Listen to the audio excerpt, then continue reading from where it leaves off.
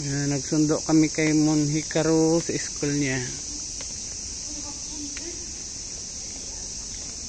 Lakad lang kami.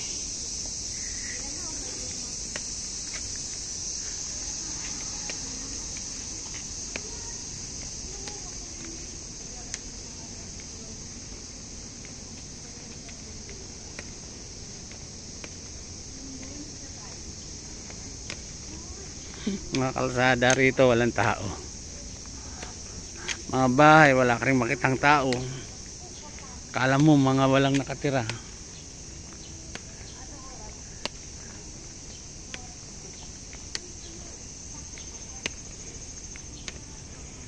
Ayun.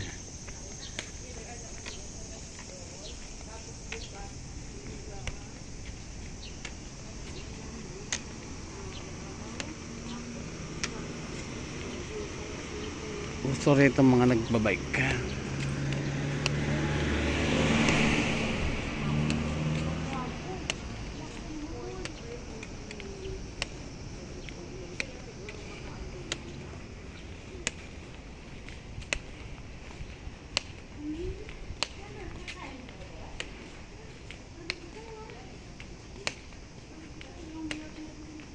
Ang sarap ng kain yan, busog na busog yan.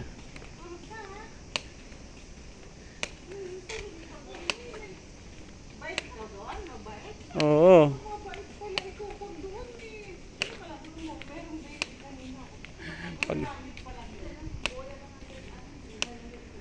Pagdating namin, karga-karga siya ng teacher eh.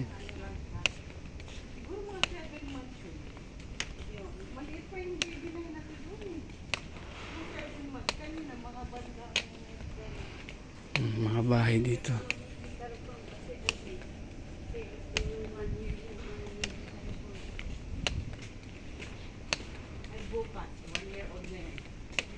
Dito kahit sa kalsada mayroong fire extinguisher.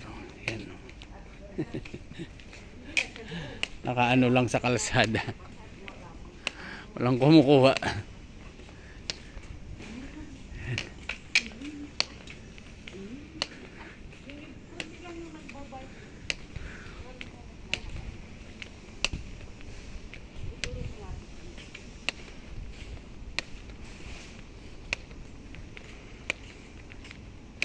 Kaya tahimik ang Japan, walang tao sa labas.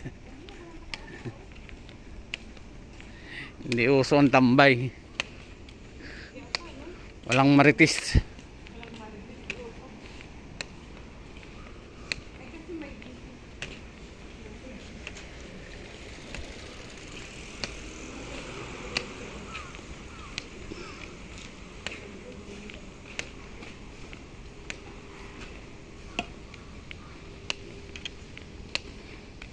Pag lumaki na si Mon, ganyan na rin, no? Magkasunod na kayo sa bike.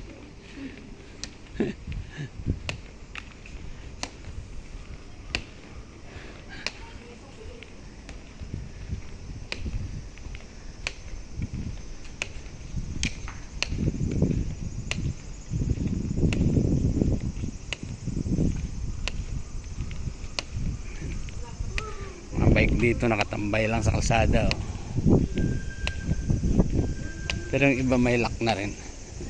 Karamihan wala.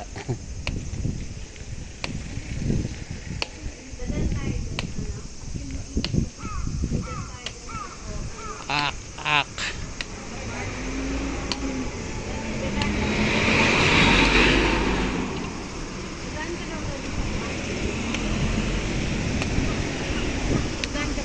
Sige, dyan na tayo lumusot, oh, sa ano. Para sa loob tayo. Man.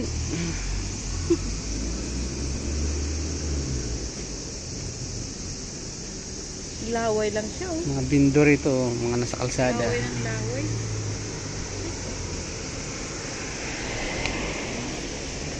Okay, go. Go, go, go.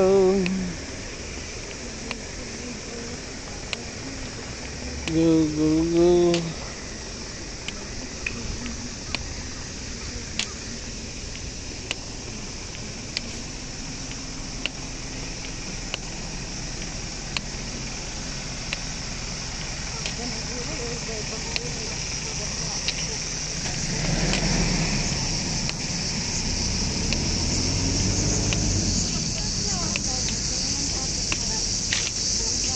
Meron silang parke rito.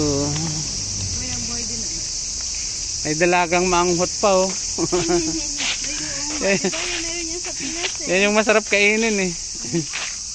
Ang hutan. Okra ba ito? Hindi. Parang okra ang dahon. Ano yan eh, sunflower. Ayan oh.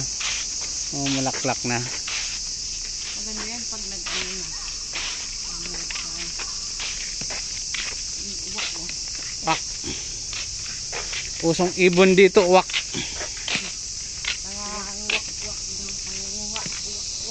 Ang hanger.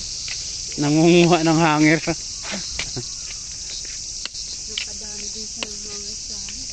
May 20 din yung nakuha. Puro, tinatanggal niya yung nakasampay. Oo, iniiwan niya yung damit. Bakit kaya yun ang paborito nilang gawing ano? Ginagawang bahay. Gawing bahay. Iwan naman. Hindi na lang Yung ano pa ha, yung hanger na bakal.